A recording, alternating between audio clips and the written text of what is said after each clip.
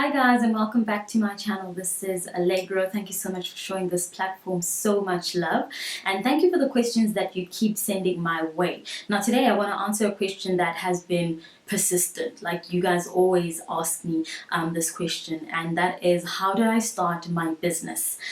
So most of you do know that I self-funded my companies, like from the first business that I first launched when I was 21 up until now. I've never had any funders, no investors in my business. I've basically done it all myself financially. So I'll just give you guys a brief history on the company. So I enrolled with the University of Johannesburg to study for a BA journalism degree from 2011 and no, sorry, from 2009 to 2011. That's when I graduated.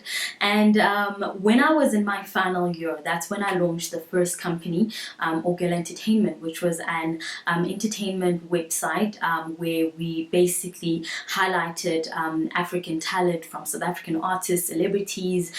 It was a blog, it was an entertainment website. So that's how I really started the company as a whole, with an entertainment website as a blogger. So I went from blogger to serial entrepreneur over the past 9 years.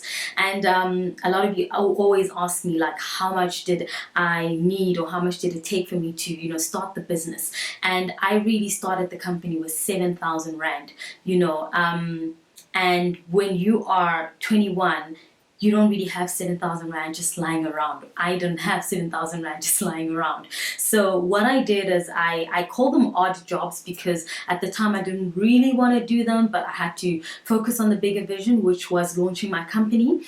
So before launching the blog, I realized that there weren't a lot of blogs that had their own unique template. A lot of them were registered either on Blogspot and WordPress and all of that. And I realized that I needed to have something very diverse, very unique from the get-go. So I needed a web designer and graphics guys and so on to really design a logo that stood out, nothing that you would see elsewhere, or not a copy and paste. And they obviously quoted me and they said, okay, cool, this is the type of site you want, this is how much it's going to be. And then I wanted to register a company. You have to register the company, and I didn't do it myself. So a friend of a friend knew some accounting people and referred me to them. And I said, okay, cool, I'd love to register a company. Can you do it for me? How much is it? What do you need? They quoted me too. So it was a bunch of things that led to, the 7,000 Rand that I spent with starting the blog. And how I raised that money, because I don't want to ask my mom. She had already, done so much for me as a single parent, taking me to university and staying on raise. And she was just financially just literally putting all that she could and investing in me. So I really didn't want to bug her with it, although I did share with her my ideas and what I wanted to do. So I then freelanced for a couple of publications while on campus. I wrote for Campus Life Unrestricted, Clue magazine. Some of you that went to UJ or Verse University or any of these colleges where the magazine was distributed, you might remember it. And I would get paid for every article. I would get paid per word. So my goal was always that I write the cover story and so on. And I did get to a point where I ended up having a cover story so that I could get paid more, because then it's a longer story and I'm being paid per word. So I did that, and then I also interned at the SABC, and I was just doing a bunch of like writing. I also contributed to True Love magazine at one point and wrote articles for them, just so I could raise a bit of money, the money that I needed to start the company. This is why I always stress that start with what you have and do what you can.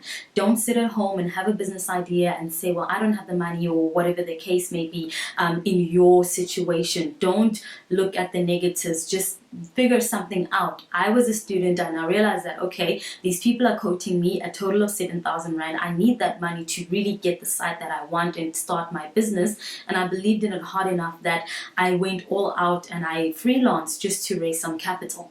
So I raised my startup capital. I then got the guys on board.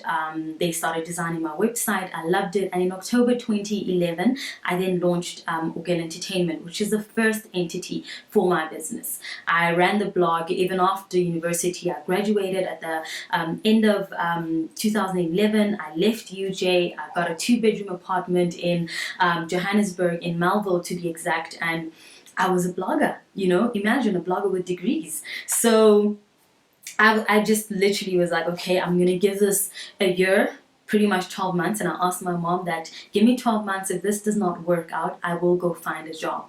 I have a degree, I'm smart enough, I'll figure something out.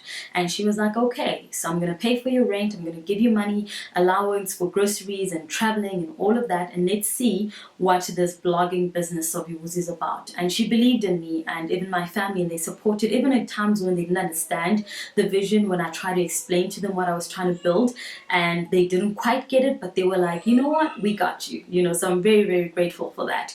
So I then just journeyed onto my entertainment blogging business, and I took it so seriously. Like, it wasn't just a hobby for me. It was not just a hobby, because I knew this was the foundation phase. This is what I was building, the Ogela brand from scratch, and I needed to make sure that I get it right, so that whatever else that I add onto that would be, a success and will not crumble and will not fail. So yeah, that's how I came then to launch Ogela Communications, which is the PR marketing agency.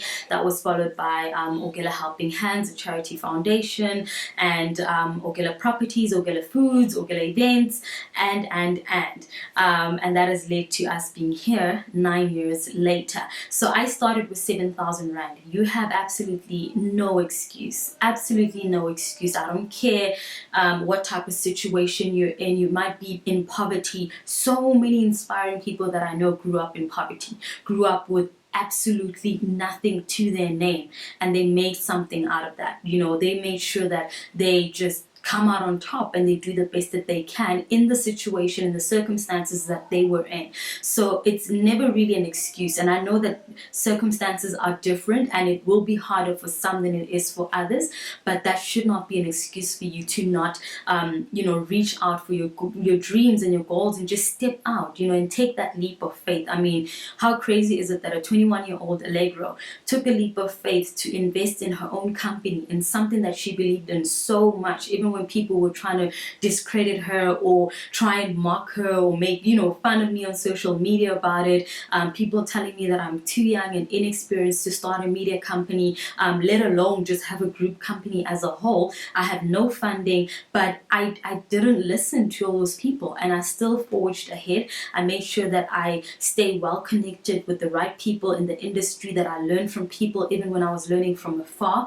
I built a really good team that I could grow with, a team that also shared the same vision as me, that understood what I was trying to build, and I really just put in the work. So I just want to encourage you that you could have 0 Rand to your name, you could have 300 Rand, 500, just start. And I know right now it's very difficult, a lot of companies are shutting down, there's a lot of uncertainty going on, but I think that this is also the best time for you to start something, be it a business, a new hobby, a new habit, a different kind of lifestyle.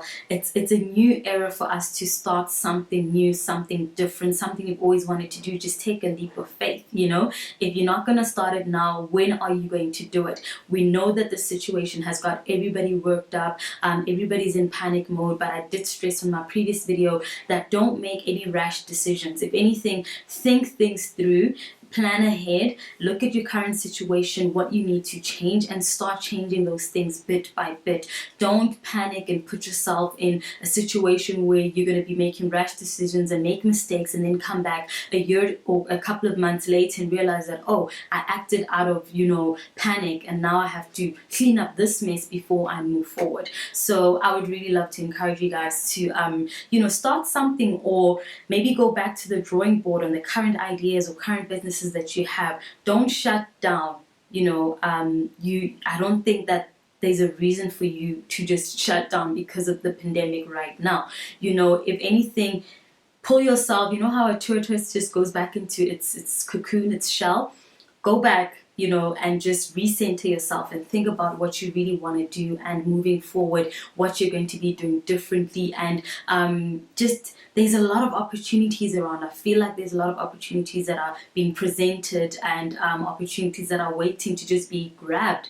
And now's the time to actually do that. So I hope this little brief history on how I started my company was just 7,000 Rand will inspire you, and you guys will just know that there's no limit to your dreams. Nothing can restrict you if you really want something badly. Absolutely nothing. You always find a way around it. You always find a way around it, no matter how hard it is. And all the best with your businesses, and all the best with your careers. And yeah, I want to hear more about some of the questions that you have, or how you feel about this video, what you took from it in the comment section. And also don't forget to subscribe to the channel so you don't miss any of my videos. Thank you for watching.